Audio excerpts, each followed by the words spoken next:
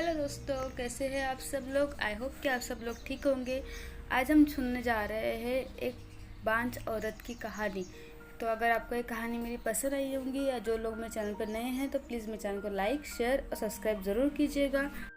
रोज़ की तरह आज की सुबह भी सास की गाली और ताने से ही शुरू हुई। मीरा रोज़ रोज़ के झगड़े से तंग आ चुकी थी, लेकिन और वह कर भी क्या सकती थी, उसे तो सुनना था। वह चुपचाप सास ससुर और पड़ोसियों के ताने सुनती और रोती। मीरा की शादी रितेश के साथ 7 साल पहले हुई थी। इन 7 सालों में जिन लोगों की शादी हुई थी वे भी एक एक दो दो बच्चे के बाप बन गए थे, लेकिन मीरा अभी तक माँ नहीं बन पाई थी। इसके चलते उसे बान जैसी उपाधि मिल गई थी। राह चलती औरत भी राधा को तरह तरह के ताने देती और बांझ कहकर चिढ़ाती। मीरा को यह सब बहुत खराब लगता, लेकिन वह किस किस का मुंह बंद करती। आखिरकार वे लोग भी तो ठीक ही कहते हैं।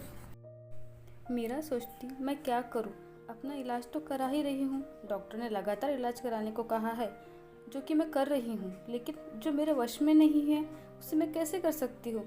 एक दिन पड़ोस का बच्चा खेलते खेलते मीरा के घर आ गया। बच्चे को देखकर मीरा ने उसे अपने गोद में बैठा लिया और उसे प्यार से चूमने लगी। जब सास ने मीरा को दूसरे बच्चे को चूमते हुए देखा तो वह बिफर पड़ी। वह उसकी गोद से बच्चे को छीनते हुए बोली, कलमुही, बच्चा पैदा करने की ताकत तो है नहीं, दूसरों के बच्चों से अपना मन बहलाती है। अरे तू क्यों डालती है अपना मानुस साया दूसरों के बच्चों पर। तू तो उस बंजर ज़मीन की तरह है जहाँ फसल तो दूर घास भी उगना पसंद नहीं करती। जब मीरा से सास की बातें सुनी नहीं गई तो वह अपने कमरे में जाकर अंदर से दरवाज़ा बंद करके रोने लगी। रात को रितेश के आने पर मीरा रोते हुए उसे सारी बात बता दी और बोली, मैं बड़ी अभागन हूँ, मैं किसी की इच्छा पूरी नहीं कर सकती, ऊपर से मुझ पर बांझ होने का धब्बा भी लग चुका है। मीरा की बातें सुनकर रितेश ने कहा, तुम माँ की बातों का बुरा मत मानो, उन्हें ऐसा नहीं करना चाहिए। हर माँ बाप की इच्छा होती है कि उनके रहते उनके परिवार को आगे बढ़ाने वाला मिल जाए। तुमसे यह इच्छा पूरी नहीं होते देख माँ तुमसे उल्टी सीधी बातें बोलती है। तुम चिंता मत करो, तुम्हारा इलाज चल रहा है, तुम ज़रूर माँ बनूंगी। मीरा बोली, मेरी एक सहेली थी, वह भी बहुत दिनों के बाद माँ बनी थी। माँ बनने में देर होते देख जब उसने अपना इलाज कराया तो उसकी जांच में कोई कमी नहीं पाई गई। कमी उसके पति में थी। जब उसके पति ने इलाज कराया तभी वह माँ बन सकी। हो सकता है उसी की तरह आप में भी कोई कमी हो, इसीलिए मैं चाहती हूँ कि एक बार आप भी अपना इलाज करा लेते। मीरा की बात सुनकर रितेश भड़क उठा। मुझ में भला क्या कमी हो सकती है, मैं तो बिल्कुल ठीक हूँ, मुझ में कोई कमी नहीं है। मेरी चिंता छोड़ो, तुम अपना अच्छी तरह से इलाज कराओ। मैं मानती हूँ कि आप में कोई कमी नहीं है, लेकिन तसल्ली के खातिर। मीरा ने सलाह देने के ख्याल से ऐसा कहा, लेकिन रितेश ने उसकी बात को बीच में ही काट दिया। नहीं मीरा, तसल्ली वगैरह कुछ नहीं, मैंने कहा ना कि मुझ में कोई कमी नहीं है। रितेश ने उसे डांट दिया। पति के भड़के मिजाज को देखकर मीरा ने चुप रहना ही उचित समझा। शहर के बड़े से बड़े डॉक्टर से उसका इलाज हुआ, फिर भी उसकी कोख सुनी ही रही। डॉक्टर ने जांच के दौरान उसमें कोई कमी नहीं पाई गई। देखो मीरा, रिपोर्ट देखने के बाद तुम्हें कोई कमी नज़र नहीं आती। शायद पति में कोई कमी होगी, तुम्हें एक बार उससे भी इलाज करने की सलाह दो। डॉक्टर ने उसे समझाया। अब मीरा को पूरा भरोसा हो गया था कि उसमें कोई कमी नहीं है। माँ बनने के लिए कमी उसके पति में ही है, लेकिन उसे कौन समझाए। उसे रितेश के गुस्से से भी डर लगता था। एक दिन किसी ने राधा की सास को बताया कि पास ही के गांव के मंदिर में एक बाबा रहते हैं जिसकी दुआ से हर दुख दूर हो जाता है। सास ने यह बात अपने बेटे रितेश को बता दी और राधा को बाबा के पास भेजने को कहा। रात को रितेश ने मीरा से कहा, कल तुम मंदिर चले जाना। ठीक है, मैं चली जाऊंगी, लेकिन डॉक्टर के पास गई थी मैं। डॉक्टर ने मुझ में कोई कमी नहीं बताई, इसीलिए मैं चाहती हूँ कि आप भी एक बार अपना। डरते डरते राधा कह रही थी, लेकिन रितेश ने उसकी बातों को अनसुना कर दिया। वो मीरा से कहा कि मैं कहीं नहीं जाऊँगा, तुम कल मंदिर बाबा के पास चली जाना। ऐसा कहकर राजेश सो गया। मीरा ने भी अपने माथे पर लगा बांझपन का धब्बा मिटाने के लिए बाबा के पास जाकर उनसे दुआ लेने की सोच ली।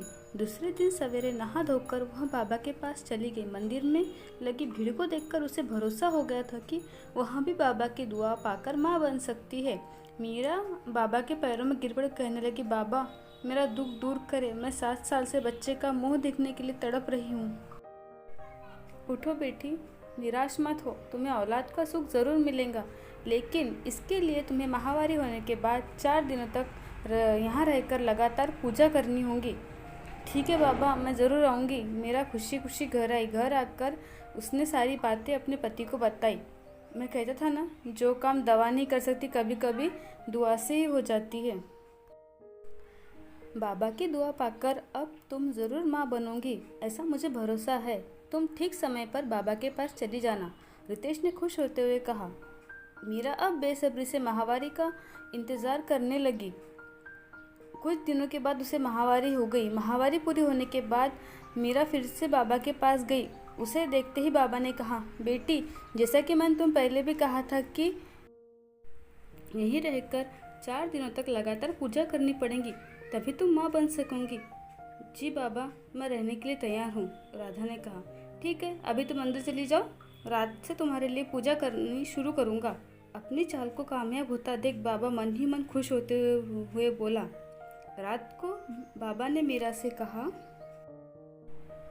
बेटी इस पूजा के दौरान कोई भी देवता खुश होकर तुम्हें औलाद दे सकता है।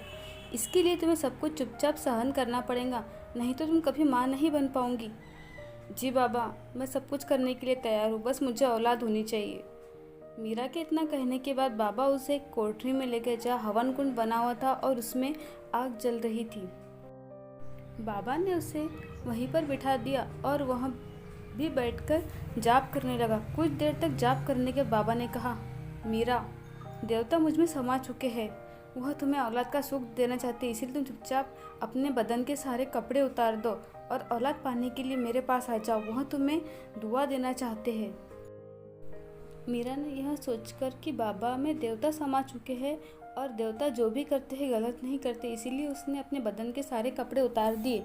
बाबा उसके अंगों से खेलने लगा और उसे दुआ देने के नाम पर उसकी इज्जत पर डाका डाल दिया। 4 दिनों तक लगातार बाबा ने इस पूजा के बहाने मीरा से जिस्मानी संबंध बनाए। 5वें दिन बाबा ने कहा, मीरा बेटी हमारी दुआ कबूल हो गई, पूजा भी पूरी हो गई, अब तुम ज़रूर माँ बनोगी, तुम घर जा सकती हो। बाबा की दुआ लेकर वो खुशी खुशी घर लौट आई और 9 महीने बाद मीरा माँ बन गई। उसे बाबा की दुआ लग गई थी।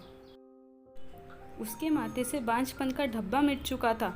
घर के सारे लोग बहुत खुश थे। रितेश को पूरा यकीन हो गया था कि उसमें भी बाप बनने की ताकत है, लेकिन सच्चाई से सभी अनजान थे।